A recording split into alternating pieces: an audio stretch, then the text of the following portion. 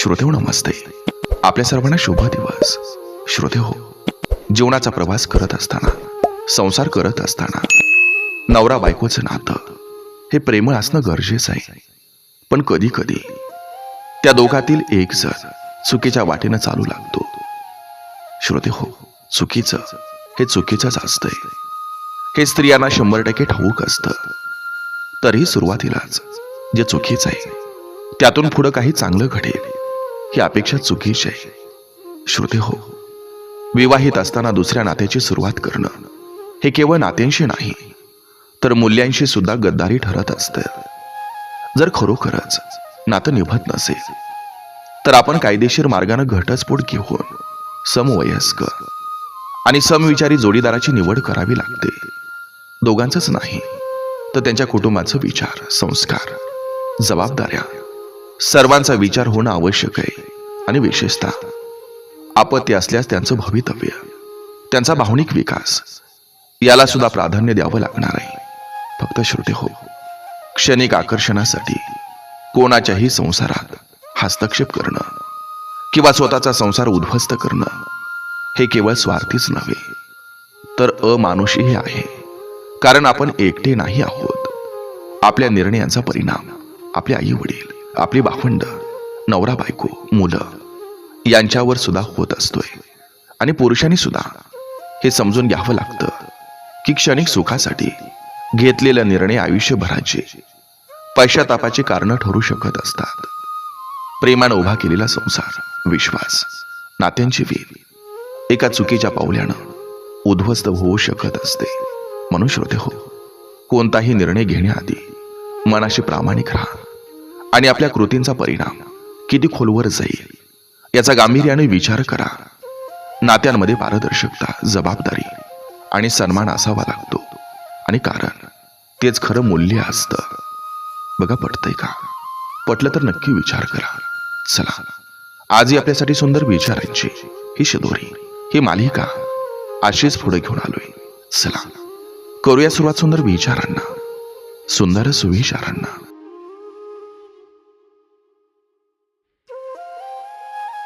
जीवन म्हणजे वाहणारं पाणी असतं. ते वाहत राहील.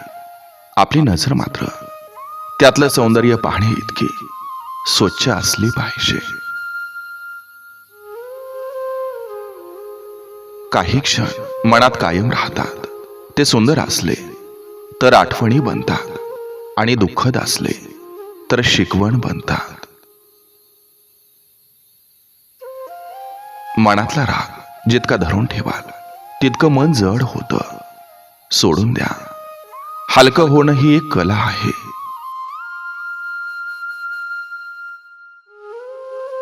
यश हे कधीही मोठ्या आवाजात येत नाही. ते शांतपणे येतं. आयुष्य बदलून जातं आणि माग गाजावाजा न ठेवता पुढचा रस्ता दाखवतं.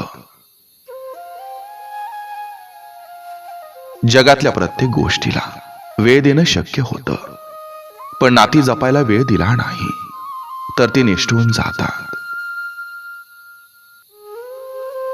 अहंकार हा नात्यांचा सर्वात मोठा शत्रू आहे आणि नम्रता ही नात्यांची सर्वात मोठी रक्षक आहे.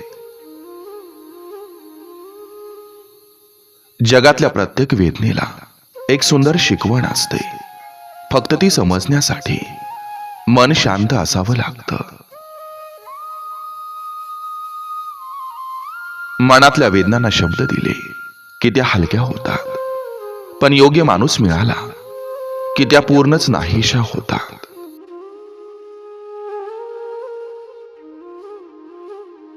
स्वतःला ओळखणं हे जग जिंकण्यापेक्षा मोठं आहे. कारण स्वतःचं मन समजून घेतलं की कोणतंही वादळ तुम्हाला हलवू शकत नाही. खरं नातं हे कधीही तुटत नाही. ते वादात, रागात, शांततेतून जरी गेलं तरी शेवटी मनानं परत भेटतच. परिस्थिती बदलता येत नाही, पण तिच्याशी लढण्याची ताकद मात्र आपल्या मनात असते. ती जागवा, ती वापरा. लोक तुमच्याबद्दल ऐकून मत बनवतील आणि तुम्हाला ओळखून बदलतील. म्हणून फक्त स्वतः चांगलं राहा. ज्यांच्यावर आपण सर्वात जास्त विश्वास ठेवतो त्यांच्याकडूनच हृदय सर्वात जास्त जखमी होतं. पण त्याच जखमा मनाला पुन्हा मजबूत बनवतात.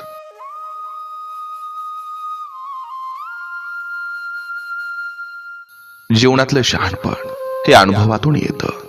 पण अनुभव बहुतेक वेळा दुःखाच्या रूपानं भेटत असतात. जग बदलण्याची गरज नाही, फक्त स्वतःची नजर बदलली की प्रत्येक वाईट गोष्टीत सुद्धा चांगुलपणाचा प्रकाश दिसू लागतो. ज्याची माणसं अंतरानं दूर असतात ती अनेकदा भावनेनं सर्वात जवळ असतात.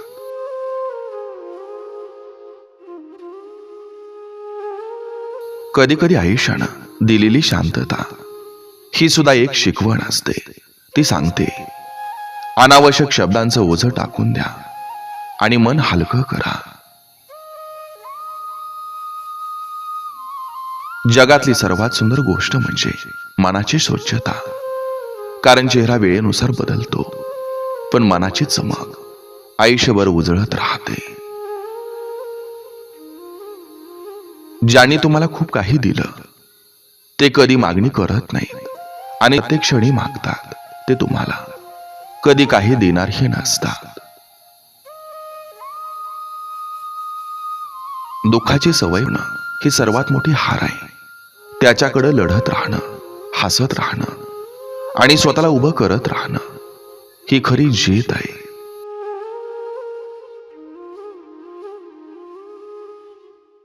जगात सर्वात मोठी संपत्ती म्हणजे मनाची शांती आणि सर्वात मोठं दारिद्र्य म्हणजे सतत स्वतःलाच दोष देणं.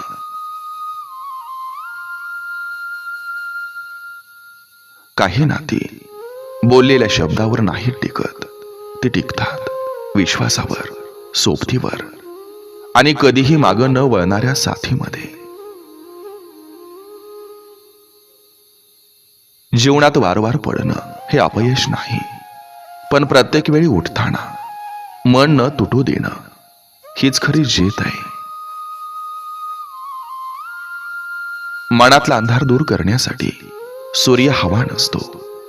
कधी कधी एक प्रेमळ वाक्य, एक हळूवार स्पर्श किंवा एक प्रामाणिक मी आहे हेच पुरेसं असतं.